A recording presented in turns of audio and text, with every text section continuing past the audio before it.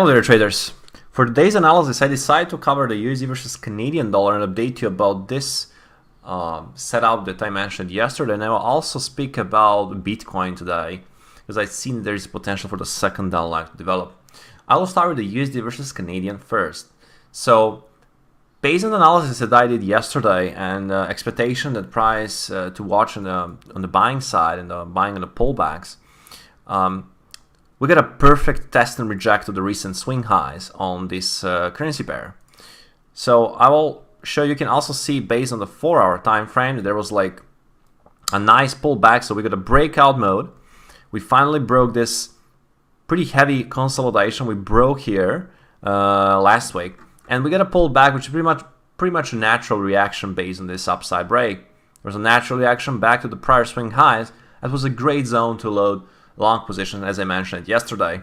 So this one is basically performing pretty good, but I will speak about potential objectives and the upside reference points. So I will right now switch to the market profile chart using the MT4 platform from InstaForex. So I will zoom in this and show you that this main big area here that you see was the area basically of the big balancing regime. And we got a breakout last week. Actually, we got a breakout on Friday. Pretty natural reaction is, as I said yesterday, that I will expected yesterday more like a neutral day, but I say today can be the day for a huge breakout. And there we go.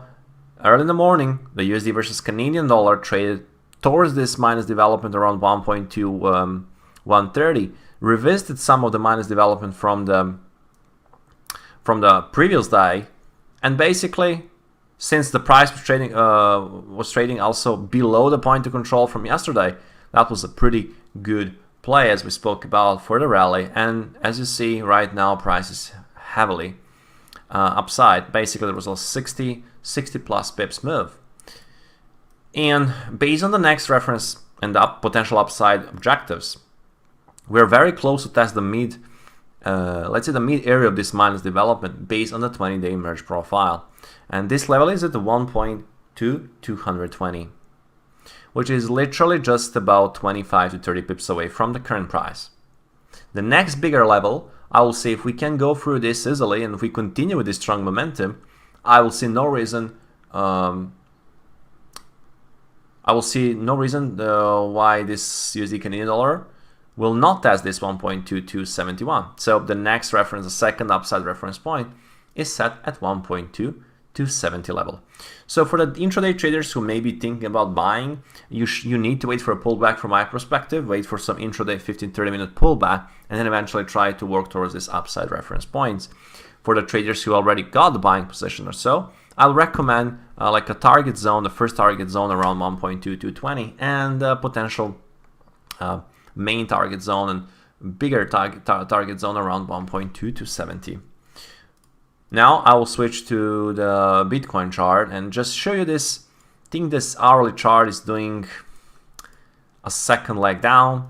I think that this opportunity is not that big, but still this second leg potentially can develop, and I expect that price can go through 38,750 and eventually take the pullback lows from yesterday morning.